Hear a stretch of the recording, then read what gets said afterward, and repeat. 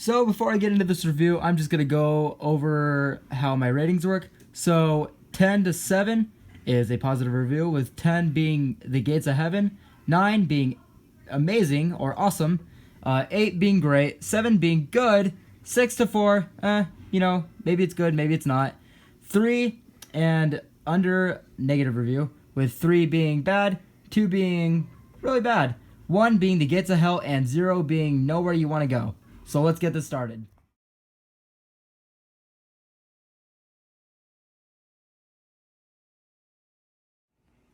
Yeah, actually, I think this is fine. Yeah, this is fine. Okay.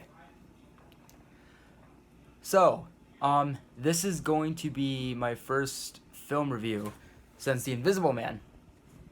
We're going to be reviewing Onward. See if I can zoom in. It won't let me. This is going to be my first review since The Invisible Man. So, a little story before I start this review. I should be reviewing, I should be filming Pragmatophobia right now, but a lot of the filming locations we had for the movie are currently on halt because of this whole corona thing that's turning everybody into a crybaby. But I have a video on that coming very soon, probably like my next video. But so before I review this, I'm just gonna give everybody a quick rundown of like how things are gonna start going with my reviews. So I'm sick and tired of just like blasting like a little image and then just talking behind it. I want to actually get comfortable and be myself and actually maybe not show you too much, but actually get comfortable. So Onward, yes. Without further ado, let's get into this. So Onward is the newest Pixar film, and it's getting a lot of kind of bullshit its way. A lot of people are saying that it's not as involved or as like important or anything that really makes Pixar Pixar. They're saying like the story isn't all that impactful, that the just basically everything that you like about a Pixar movie isn't quite here. But personally, I really did enjoy this film. I thought that this film was actually like the best film I've seen so far this year. Not that I've seen like a whole lot of great ones, but this is definitely the best one that I've seen so far this year. And not even that, but I actually thought that this was a genuinely good movie. Like, I found this movie to be really emotional. I found the voice acting, especially from like Chris Pratt, which that kind of pains me to say, just because I'm not a big Chris Pratt fan. I'm not into really like any of his movies that he's ever done. Not even Guardians of the Galaxy. I'm not a big superhero fan, but I will say, actually, I'm not gonna say how I feel about that movie, because maybe I'll do a Marvel Cinematic Universe review with somebody, and I'll talk about it then. Forget that I said that. But I'm not a big Chris Pratt fan. I just don't really see too much about him that I really enjoy. Honestly, like, Magnificent Seven, Passengers, Jurassic World, I just never got into him. I don't know how I feel about really any of them. But this movie, even though it's got Tom Holland in it, which, he does do a lot of good work, I think Chris Pratt really kills it in this movie the most.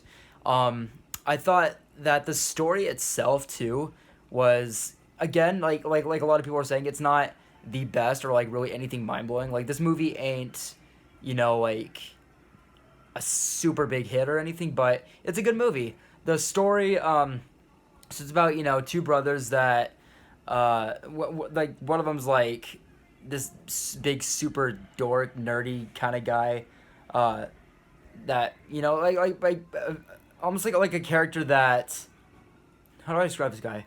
So he's like one of those characters, like he's like a character that's like one of those people that wears like heavy metal shirts and is like a super huge nerd, but he's like kind of like a loser and everything, even though I'd hang out with the guy.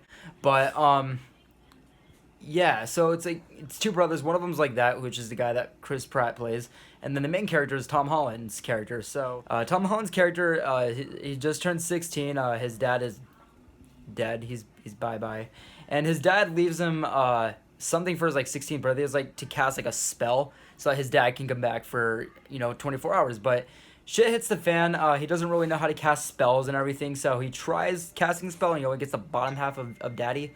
So his brother, like, knowing all the fucking spell shit, he's like, yo, we gotta go on a quest to get this fucking gem to make the rest of daddy come to life. So again, it's not that great of a story. It's not that genius. But because it's a fucking father-son story and with the circumstances, it's gonna have a lot of fucking emotion, and it really does. The emotion and the humor for what the story is, for what it could be, really does hit, in my opinion. I think that the acting is great, especially with the movie's runtime. I think it's like around like the 2 hour mark, so they actually, it doesn't like really drag or anything. It's like, for the whole 2 hours of the movie, there wasn't really a time where I was actually bored with it.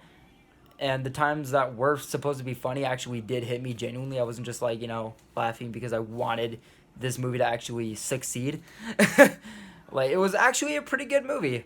I really don't know what to say about it that I, without spoiling, but I want to get this review out, because motherfucker needs viewers with my 53 subscribers. But this movie was not bad. I genuinely loved the atmosphere. I loved the little world that the movie was set in.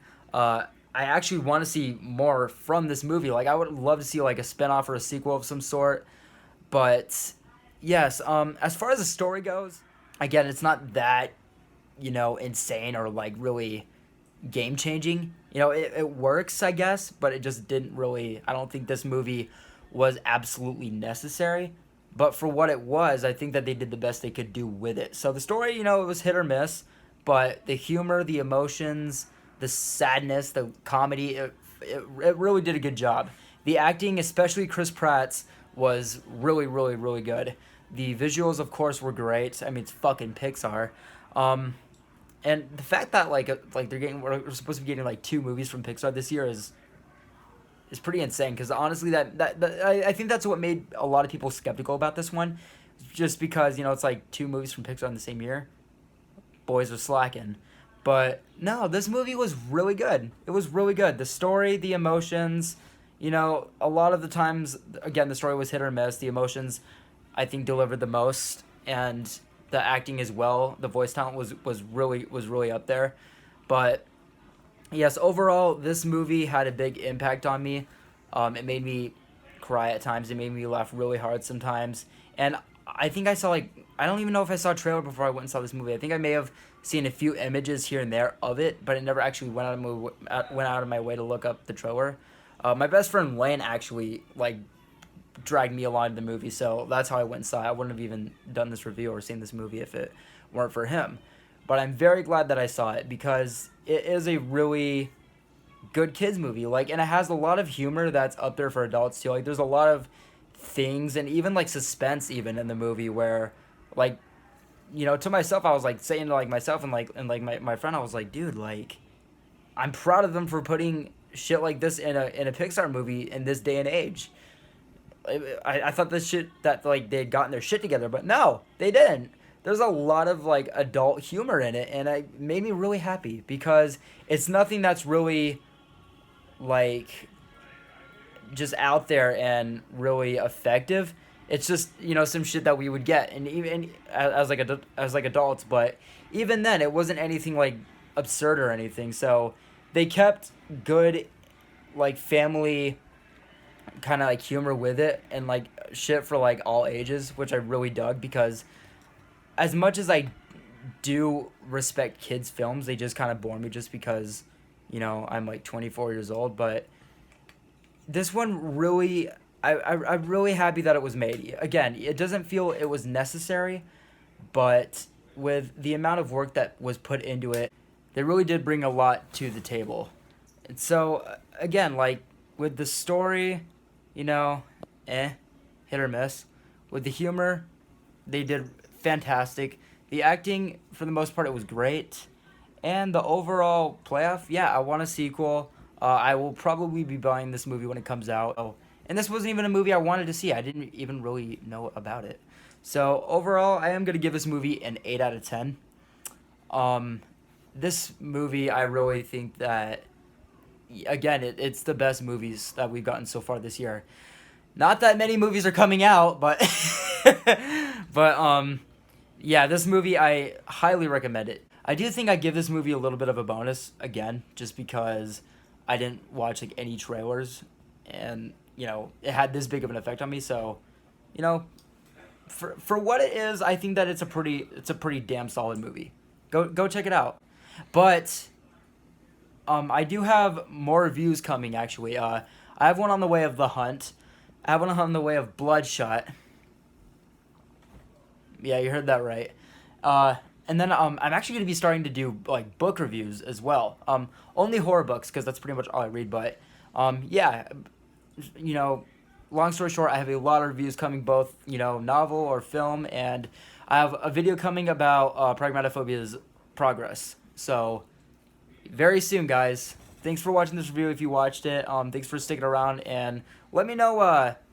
If you want me to review any movies, cause yeah, gotta have something to do. All right, take care, guys. I will see you in the next video.